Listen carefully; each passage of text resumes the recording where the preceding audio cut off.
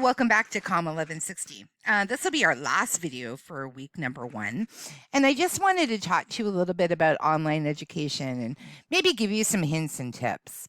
We're in a brand new world. So I would imagine that most of you have never taken an online course before. I've taught some online courses before, but this really is sort of our new reality as we're dealing with COVID and as we're dealing with social distancing. Online education is just as good as face-to-face education, but there are some pros and cons to it, just as there are pros and cons to face-to-face delivery. I wanted to go over some of the pros and cons with you and then talk about some practical hints that you can use as we're completing this course online together. One of the big pros to online education is that you can complete the work on your own schedule. And one of the reasons I chunk up the videos into small pieces of like 15, 20 minutes a piece is so that you can watch one video in a little burst and then take a break and come back and watch the next video. If you want to work at 3 in the morning, you can work at 3 in the morning. This gives you more flexibility as you're handling families and jobs and the other demands for the classes that you're taking. Videos are also great because they let you rewind to a part of the lecture that you may have missed. So in face-to-face, we don't have a rewind button, right? We can't go back. But in online education, if you miss something or if you need to listen to an explanation a second or even a third time, you can do it. The other really good part of online education is one of the things that you may not have thought of before. You're going to really increase your skill with technology. So as you use the different software packages that people are using, and as you navigate through online education, you're going to be building more and more computer skills. And we know those are really, really valuable when it comes to what employers are looking for. There's also some pretty big cons, though, to online education. The first is that you have to stay enormously motivated and organized. This is hard. As I mentioned to you before, I had an experience with distance education where I took some courses via TV. So it was almost the same as what we're doing here, except it was broadcast on TV rather than YouTube. I was a pretty motivated student, but I still found it really hard to make sure that I was keeping up to date and keeping really organized with all of the material. This is going to take some work, okay? So I'm going to be honest with you, it's going to take a lot of effort. If you know that going in, you know that you need to stay organized, you know that you need to stay motivated, it's a bit easier, okay? So as long as you're sort of realistic and you know that it's going to be tough to force yourself to go through these self-paced classes, you're ahead of the game. The other problem is that you're not necessarily going to have a support team with classmates. So when we have face-to-face classes, you're automatically in a group with, say, 30 other people who are all going through the same journey and the same experience that you are. We're going to have limited contact with one another. That makes it difficult because you don't necessarily have people that you can reach out to immediately. It can also be easy to tune out or get distracted when you're watching videos, especially when you're at home. There may be things going on in your home environment that distract you. It's easy to get distracted by notifications going off on your phone. It's easy to get distracted by all sorts of things. So you really, again, have to be very, very self-disciplined. And again, force yourself to maintain attention and to make sure that you're watching your various lectures and giving it your absolute best. And then finally, you're not going to have the immediate feedback with facial expression and personal interaction. This is the part that really gets to me. I communicate a lot with facial expression and eye contact, and I really do miss that part of it.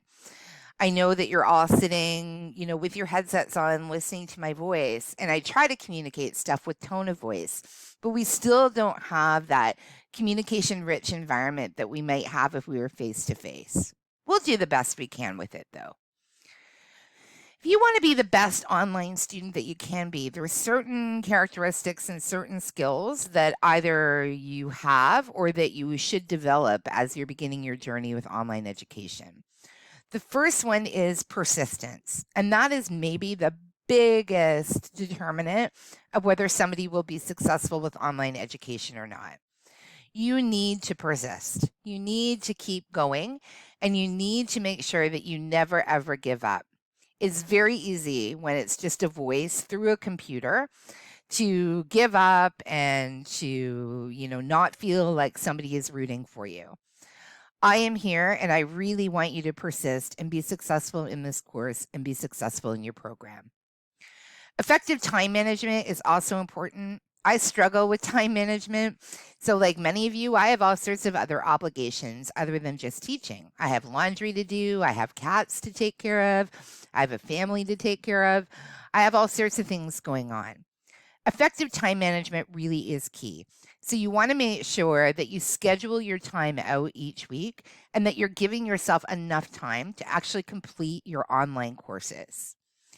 You also need effective and appropriate communication skills. So, unlike when we're face to face and we have those things like eye contact or body language, we don't have those elements in online education. So, you want to make sure when you're communicating with other people in the class that you're being as effective and appropriate as you can with your communication skills. You also need some basic technical skills. So some, basic knowledge of how a computer works, how Microsoft Office works, how the internet works. For many of you, this is probably second nature, but if your technology skills could use some brushing up, it might be time at the beginning of the course, to do some tutorials about how to use Microsoft Word, to review what you know about how your computer works, and make sure that you have all of those technical requirements taken care of. Reading and writing skills are also going to be really important in online education. So you're going to be reading instructions. You won't necessarily always have somebody there going over instructions with you. And you need to make sure that you're writing clearly and concisely so that when you're communicating back, you're able to get your message across. Motivation and independence are also two characteristics that really come into play. Motivation is probably one of the, number one characteristics of a successful student. If you really want this, so if you really want to be a dental professional, or you really want to be a nurse, or you really want to be a personal support worker, you will find a way to make it happen. It's easy to get discouraged, though, and it's easy to become unmotivated. Try to check in with yourself mentally every week to make sure that you still have that motivation. Independence is also key because you're working independently, you're working alone. So you have to be confident in working independently. Have confidence in your own abilities. Have confidence in your ability to understand what's being asked of you. And then finally, this might be easier said than done. You need a good study environment. So if you can, try to set up a little corner in your house or apartment where you focus on online education and try to keep it free from distractions. Make sure too, if you can, that you have a good, comfortable chair, not too comfortable, but comfortable enough so that you can feel, comfortable and at ease as you're watching online lectures and as you're participating in online activities. Finally, some free advice. And this is advice not as your professor, but as your friend. The first thing that I would advise you is to take breaks. Breaks are really important.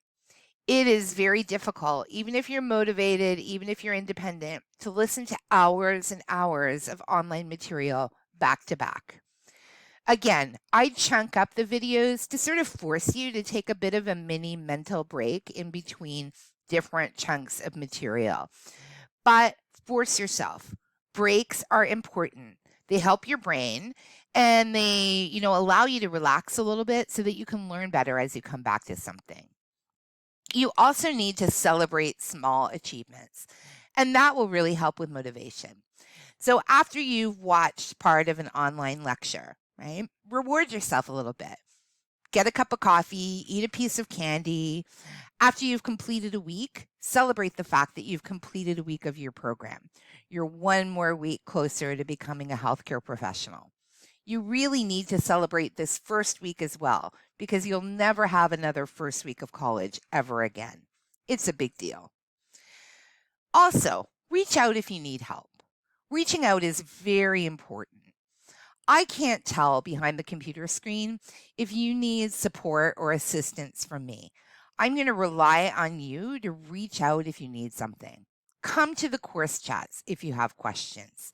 Send me an email if you need something. I'm here for you. Also, try to personally connect with some other classmates and exchange your email addresses or phone numbers with one another. This way, you can set up a kind of support network. There's nothing like being able to talk to somebody who's going through the same journey that you are. And I know it's hard because people are shy at the beginning of a course. And again, you're only face to face for a limited amount of time. But try to push yourself out of your comfort zone, introduce yourself to people, get to know other people in the program, and build a support network. You're going to be together through the duration of your program, so it's important that you establish some friendships and some support systems right now so that as you're working through, you have people that you call on. I also think you'll find that you're going to be creating friendships that will last a lifetime, far beyond your days at Niagara College. I hope this little brief introduction to online education is helpful to you. You can also take a look on the external web. There's lots of sites that give hints about how to be successful in online education, how to be successful at college, especially if this is your first time studying at a post-secondary institution, and sort of general skills for surviving as a student. Take a look at this stuff. There's lots of good hints, lots of good information, and you might actually find some stuff that really works well for you. Like I said to you before, celebrate some small achievements. At the end of this week, you will have completed your first week of the program, and I think it's important that you treat yourself and pat yourself on the back for starting the first step in this very big journey. I'll be with you again next week. We're actually going to start our work. Again, no assignment due this week, so nothing to worry about in terms of submission or anything else. Please come to the course chat if you have any questions or reach out. Stay safe, stay healthy, and I'll talk to you next time.